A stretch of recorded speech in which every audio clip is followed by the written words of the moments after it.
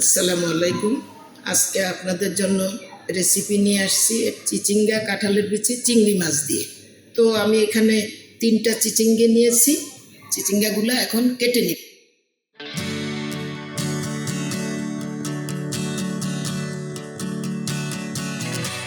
আমি এভাবে সিলে নিব, সিলে নিয়েছি। এখন আমি টুকরা করব। আমি এখন টুকরা করে নিব।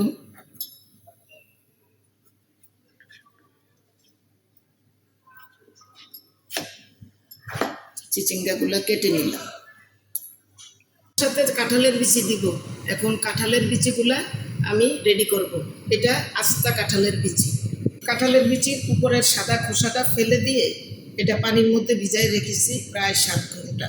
তারপরে এটা শিলপাটার মধ্যে ঘষে একটু সাদা করে নিয়েছি। এখন এটাকে কেটে নিব। এটা দিয়ে কাটবো। আশা করি এটা আপনারা চিনতে পারবেন। এটা সুপারি কাঁঠাল, তবে এটা দিয়ে কাটলে খুব সুন্দর হয়, সেজন্য আমি এটা দিয়ে কাটবো।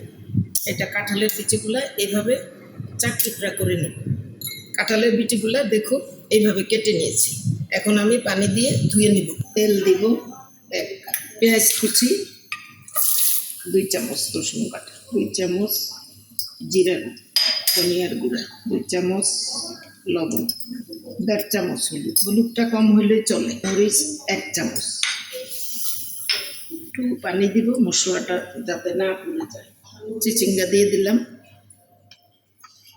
একটু কষাবো চিচিঙ্গাটা, একটু ঢাকনা দিয়ে একটু সিদ্ধ করে নিই। চিচিঙ্গা কষানো হয়ে গেছে। এখন আমি এর মধ্যে দিব মজাদার কাঁঠালের বিচি। তবে কাঁঠালের বিচি সিদ্ধ করে নিয়েছি, হাফ সিদ্ধ, এর মধ্যে সামান্য লবণ দিয়ে সিদ্ধ করেছি। এখন দিয়ে দেব চিংড়ি। এই চিংড়িগুলা নিয়েছি, এগুলা দিয়ে দেব। এখন কাঁঠালের বিচি, চিচিঙ্গা, চিংড়ি মাছ কষানো হয়ে গেছে। এখন পানি দিয়ে দেব। তবে পানিটা একটু গরম পানি দিলেই ভালো হয়, কারণ তরকারিটা তো কষানো। 2 কাপ পানি দিয়েছি। এখন নাড়াচাড়া দিয়ে ঢাকনা দিয়ে দেব। হয়ে গেছে চিচিঙ্গা তরকারি।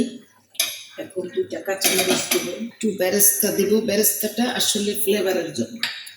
ধনেপাতা কুচি। শেষ হয়ে গেল আমার মজাদার রেসিপি। আপনারা অবশ্যই বাসায় ট্রাই করুন।